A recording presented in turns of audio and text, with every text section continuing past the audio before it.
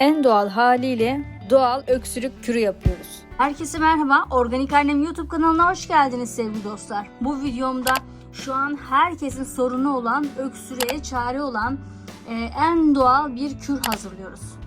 Siyah turp kürü. Salgın gibi herkes öksürüğe tutulmuş arkadaşlar. Hatta ilaçların bile faydasının yani etkisinin olmadığı dönemde kürler dostumuz olsun diyorum. Öksürük kürü için gerekli olan malzemelerimiz siyah turp. Bu şekilde siyah turp olması gerekiyor. Şu kısımları beyaz ya da farklı grilik olmaması gerekiyor. Tamamen simsiyah turp. Kırmızı turp olur mu dersiniz? Hayır, olmaz. Pembe turp olur mu? Hayır, olmaz. Olması gereken tamamen bu arkadaşlar. Siyah turp.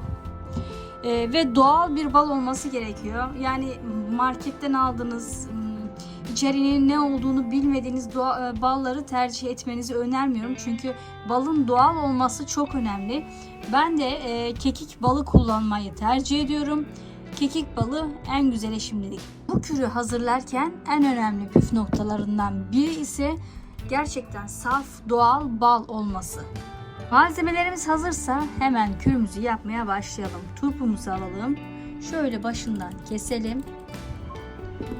Ve şurasını da keselim arkadaşlar. Turpumu güzelce yıkadım ben.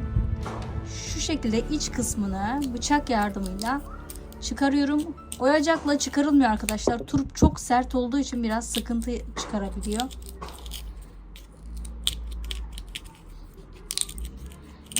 Şöyle iyice oyalım bunu.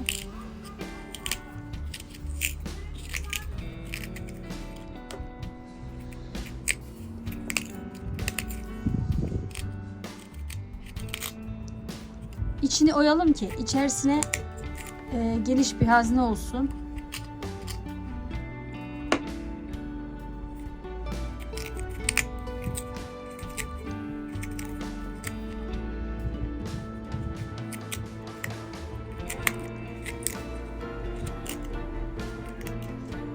Çocuklarınıza da güvenle içirebileceğiniz bir kür arkadaşlar. Ben de bunu hem sizlerle paylaşırım hem de kızım öksürdüğü için sürekli gece öksürükleri tuttu şu an.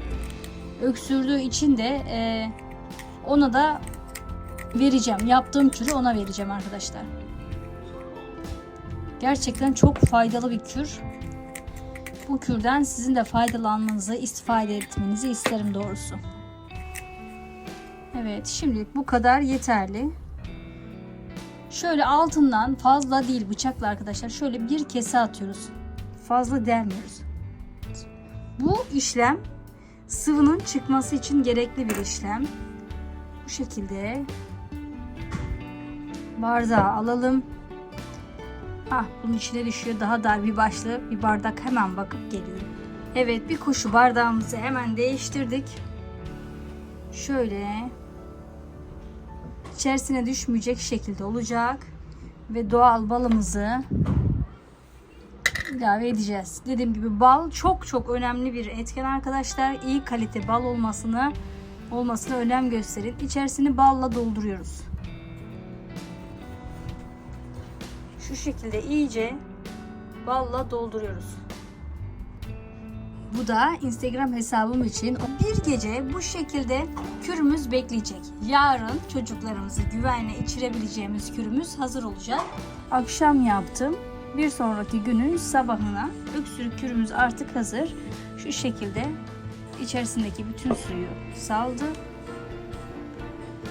Dilerseniz yine bunun içerisine bal ilave ederek karışımı çoğaltabilirsiniz. Bu şekilde sabah akşam çocuklarınıza ya da kendiniz içebilirsiniz gönül rahatlığıyla. Bilirsiniz. Şöyle hemen tadına bakmak istiyorum ben de. İçimi çok güzel. Yani çocuklara da çok rahat içebileceğini düşünüyorum. Ben de zaten bu kürü çocuklarım için hazırladım. Öksürüğünüze şifa olsun. Umarım videomu beğenmişsinizdir. Bir sonraki videoda görüşmek üzere. Beğenilerinizi, yorumlarınızı ve eleştirilerinizi, hatta önerilerinizi lütfen yorum kısmına yazın. Bu videomu sevdiklerinizle de paylaşabilirsiniz. Görüşmek üzere.